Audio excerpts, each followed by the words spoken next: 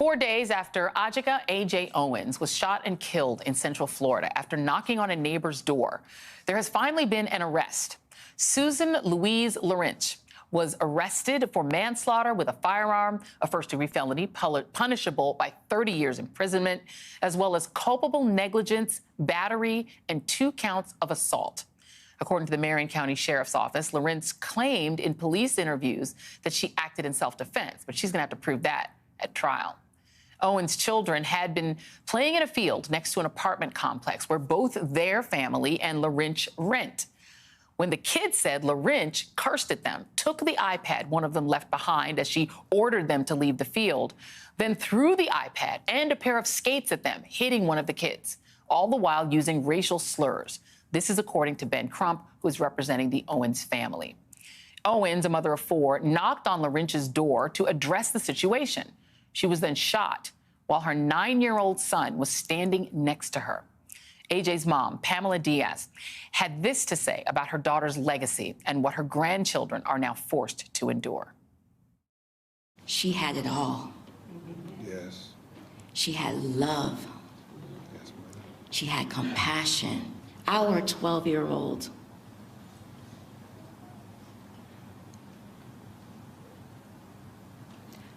blames himself for the death of his mother because he couldn't save her. He couldn't give her CPR. His words was, "Grandma, Grandma, I couldn't save her. I tried to give her CPR, but I couldn't. I tried to give her CPR." A neighbor who lives across the street from the shooter shared her porch security footage from Friday at 9:05 p.m., showing Owens' 12-year-old son, Isaac, frantically running to her door after his mom was shot, begging for help. Now, I'm going to caution you, this is tough to watch.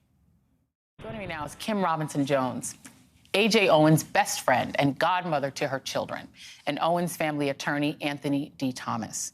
That was rough. Kim, I'm sorry you had to watch that. But how, I mean, I already know how these sweet children are doing, but is the process of trying to get counseling, getting them, you know, something to try to help them, because that little boy is a hero. He did everything he could have possibly done to try to save his mom. He's a hero. He tried so hard. Is there anything in place for them that's being offered, even by the city, to help them with counseling? And Joy, just to piggyback on what you say with him being a hero, I just want to express that he was the bravest child that I ever known. He had to make every phone call to notify people of what happened to his mother. He called his grandmother, he called his aunts, he called his dad. I mean, I've never ever seen a child as brave as him. So yes, there are services that are in place for them right now. Trauma therapy, because this is a traumatic experience that they had to endure, and then also grief therapy as well for all 4 children. I mean, and he is 12. Let's just remember, this is a little boy. He's 12 years old. Let me go to you, Anthony. I want to play the sheriff, because the lack of an arrest right away, after they knew that happened to this poor woman, that she was killed in front of her kids and her 9-year-old was standing there, did not arrest this woman, Susan. Here is what Billy Woods, the sheriff, said about that. The way the laws are written in this state, and this is what people need to understand, is our hands are tied in law enforcement in these cases where we are instructed that we cannot make the arrest because we have to rule out whether the shooting was justified or unjustified. I mean, that is the fact of the Florida law, right, Anthony? Stand your ground is essentially shoot first, ask questions later. That's exactly right, Joy. So in the state of Florida, if a person says that they choose stand your ground, it's sort of something that comes in the beginning and not necessarily what is considered an affirmative defense at the end. So the sheriff has the obligation, of course, to find probable cause based on his suspicion that he's got some evidence there to charge. And so we believe he did have all of that information in the beginning. He told me that he needed some witnesses. He got those witnesses, and it was still some time before he even made that arrest. We are thankful, though, that he did finally conclude to make an arrest. However, at the same time, it wasn't swift enough for the family.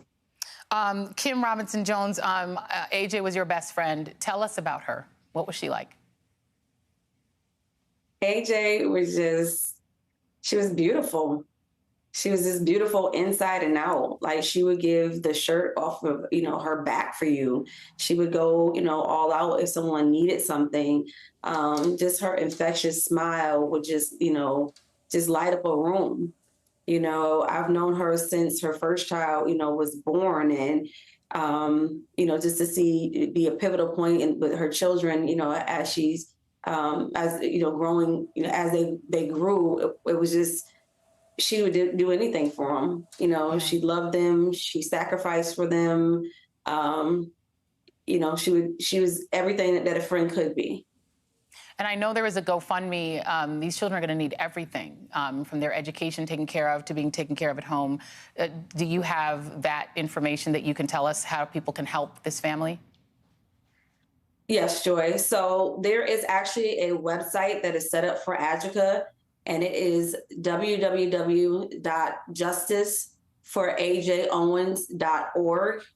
And on that website is a complete synopsis of how you can follow her story, with also the GoFundMe link for the children and their needs. And then there's also a petition on there, because the family, we are asking that these charges be upgraded from manslaughter to second-degree murder. And I think we are out of time, Anthony Thomas, but can that be done? Is there a way to get those charges upgraded? Yes. Yeah, you definitely can. It is upon the state attorney to have that prosecutorial discretion.